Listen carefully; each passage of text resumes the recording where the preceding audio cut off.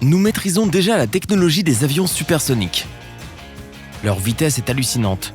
Mais qu'en serait-il d'un homme qui fait la même chose, mais sans avion ? Il se trouve qu'un individu a réussi le pari de voler plus vite que la vitesse du son en chute libre depuis l'espace, à une altitude de 36 600 mètres. S'agit-il de Superman ? Pas loin, mais pas exactement. Avant de continuer, fais-nous savoir dans les commentaires si tu aimerais voler plus vite que la vitesse du son. Felix Baumgartner est un parachutiste autrichien un peu casse-cou. Un peu ? Il est né en 1969 à Salzbourg. Depuis son plus jeune âge, il a aimé l'altitude et son rêve était de devenir parachutiste. Jusqu'à ce qu'il ait les moyens d'atteindre son but, il travaillait comme mécanicien et réparateur de motos. Félix n'arrêtait pas de fantasmer sur le moment où il allait enfin pouvoir s'envoler dans les airs tel un super-héros.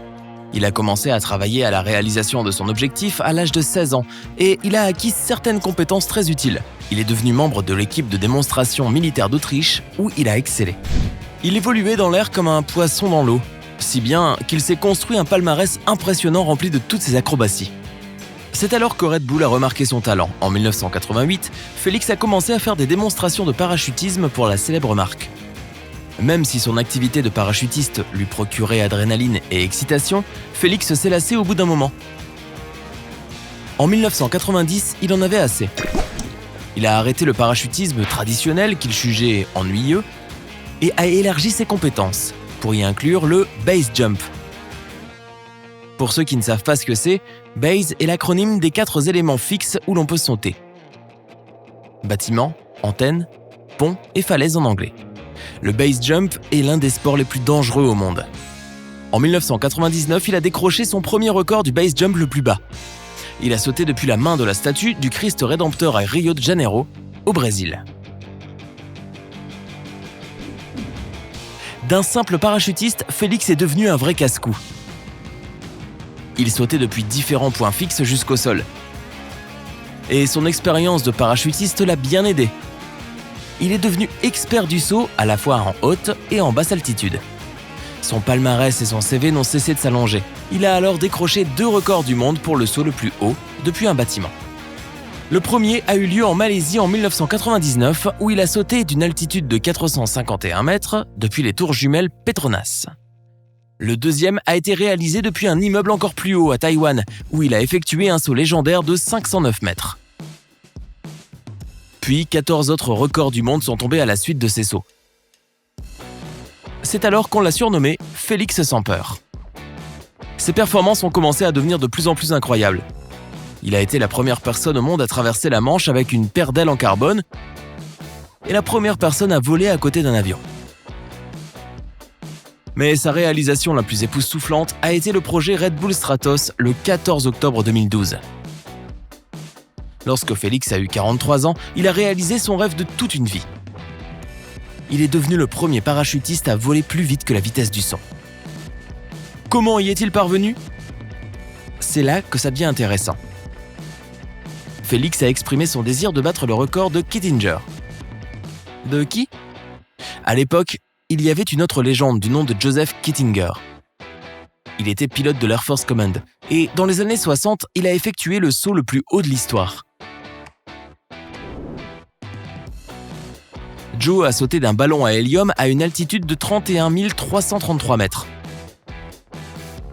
Et il est tombé pendant plus de 4 minutes et demie avant de déployer son parachute.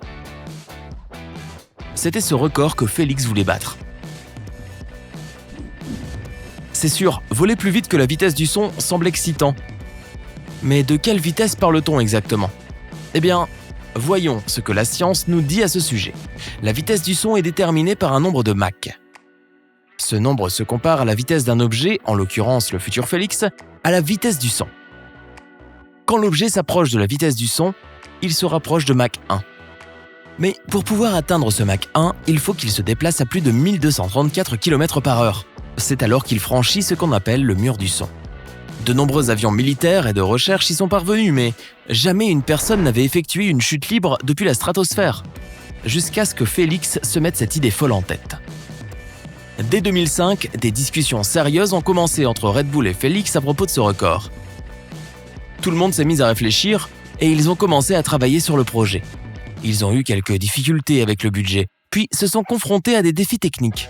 Ce que l'intrépide Félix proposait était extrêmement dangereux, même pour un homme qui avait effectué plus de 2500 sauts. L'équipe de Baumgartner avait mis au point une capsule de pointe qui allait servir d'atmosphère contrôlée à Félix lors de sa montée à 36 575 mètres.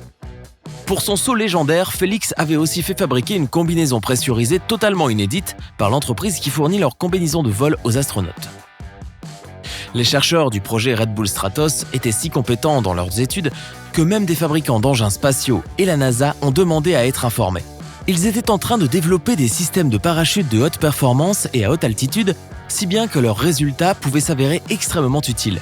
Les astronautes pourraient les utiliser au cas où ils auraient besoin d'une évacuation d'urgence de leur navette spatiale et devraient traverser la stratosphère.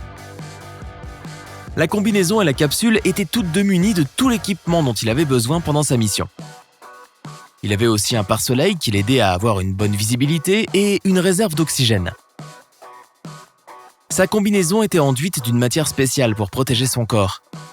Comme toute la mission allait être filmée, il y avait des caméras sur ses jambes et son casque. Sa combinaison était aussi munie d'un miroir qui lui permettait de garder un œil sur son parachute. Il avait un altimètre, d'autres équipements de pointe et la chose la plus précieuse, son courage. Pendant la mission, il avait besoin de quelqu'un en qui il pouvait avoir une confiance absolue pour le guider. Félix a donc invité l'homme dont il voulait battre le record pour l'aider. Joseph Kittinger était la personne qui serait en communication constante avec lui pendant sa chute. Après un entraînement intensif, le jour du record est arrivé. C'était le 14 octobre 2012. Alors qu'ils procédaient à des vérifications de dernière minute, ils ont découvert que le pare-soleil chauffant du casque avait cessé de fonctionner, ce qui signifiait que chaque fois que Félix expirerait, il perdrait sa visibilité, car la vitre du casque s'emburait. Cela les a terrifiés et ils ont été sur le point d'annuler la mission. Mais l'équipe qui avait mis au point l'équipement a pris un risque calculé pour continuer la tâche après avoir compris quel était le problème. Baumgartner a grimpé à 39 050 mètres grâce à un ballon high-tech. Les portes coulissantes de la capsule se sont ouvertes et son expérience la plus palpitante et la plus terrifiante a commencé. Il a sauté, mais quelque chose s'est mal passé. Pendant la chute, tout le monde a pensé que Félix avait des ennuis parce qu'on s'attendait à ce qu'il saute en position delta. Sa tête devait être baissée et ses bras en arrière. Mais les gens qui le regardaient ont vu qu'il n'avait pas vraiment sauté, il était juste tombé, ce qui a causé un peu d'inquiétude. Mais il se trouve que Baumgartner avait fait des milliers de chutes libres, si bien qu'il a été capable de se repositionner peu après cette petite frayeur. Alors qu'il tombait, sa vitesse augmentait, tout comme son rythme cardiaque. Il pouvait voir la courbure de la Terre. Il était à la fois stupéfait et terrifié. Il tombait rapidement et en 35 secondes, il a franchi le mur du son. Son rythme cardiaque est monté à 170 battements par minute. Rapidement, il a atteint une vitesse de Mach 1,24, ce qui correspond à environ 1528 km/h.